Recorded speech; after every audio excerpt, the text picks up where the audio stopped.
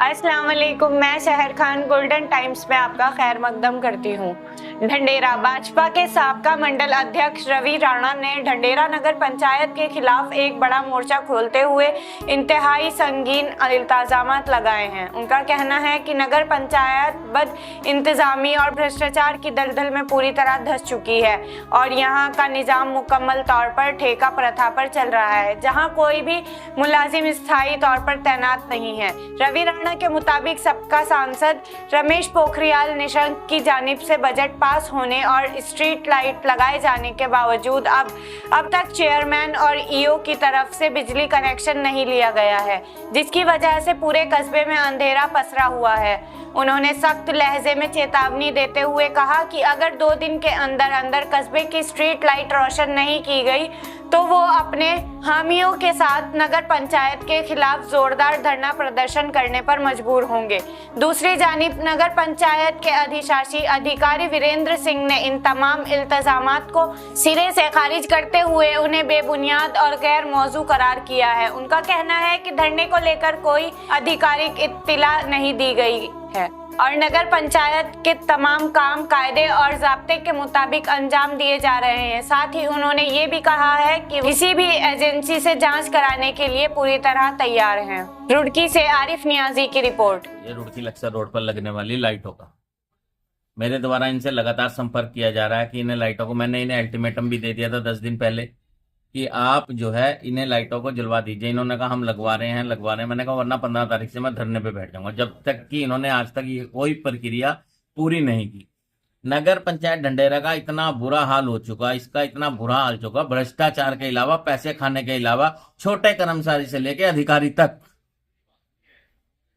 किसी के भी मतलब काम करने की इच्छा शक्ति नहीं है। सिर्फ यह है कि पैसा कैसे कमाया जाए। 1 करोड़ से ऊपर का बजट है। निशंक जी के द्वारा सांसद थे वो उस समय, अब अगले सांसद जो है वो काम करवाएंगे। पिछले सांसद हैं जो उन्होंने काम दिया, वो लाइटें आ भी गई, लग भी गई। अब इन लोगों ने पहला फंडा तो ये अपनाया, बिल कौन देगा? बिल ये घर से थोड़ी ना देंगे, बिल तो सरकार देगी। ठीक है, अब यो साहब बोल रहे हैं क्या नाम जो है कि हमारे चार्ज में नहीं मिली। अरे भैया, जब तुमने 2 बार एनओसी मिल चुकी तो चार्ज कैसे होगा? और अगर आप पे चार्ज नहीं हुआ तो आप नाले की पिछले 2 योजना से 3 योजना से सफाई कैसे करवा रहे हो?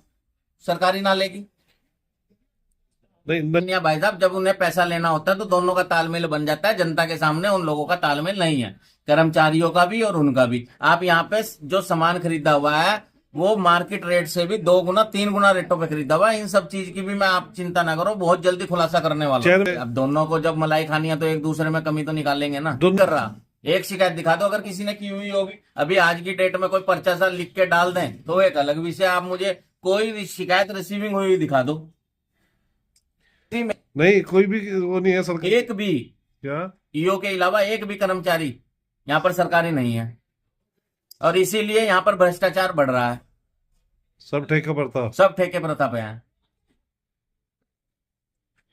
निर्णय अभी मैं धरने पे बैठा हूं और अगला निर्णय ये होगा कि अगर ये लोग ना माने तो निश्चित तौर पर बाहर ताला लगा के और जनता के साथ में धरने पर बैठूंगा और इन्हें बता दूंगा कि रवि राणा क्या है। मैं जनता के हित की लड़ाई पहले भी लड़ी है। जब तक बोर्ड का गठन नहीं हुआ था कोई महीना ऐसा नहीं था जिस दिन ढंडेरे के अंदर कोई भी विकास कार्य का शिलान्यास ना हुआ। हर महीने एक नए विकास कार्य का शिलान्यास होता था और पिछले 1.5 माह से आप उसकी बात कर रहे हो, सड़क पे तुप्पी तक नहीं लगी इनसे। सरकार में परेशान नहीं, मैं अपने क्षेत्र की जनता के लिए लड़ रहा हूं, अपने क्षेत्र के उसके लिए लड़ रहा हूं। इसमें सरकार तो देने के लिए तैयार है, लेकिन आप डीपीआर भेजिए तो सही सरकार में, शासन में। आपको जब बनानी नहीं आती, आपको लिखना ही नहीं आता, आप करोगे क्या?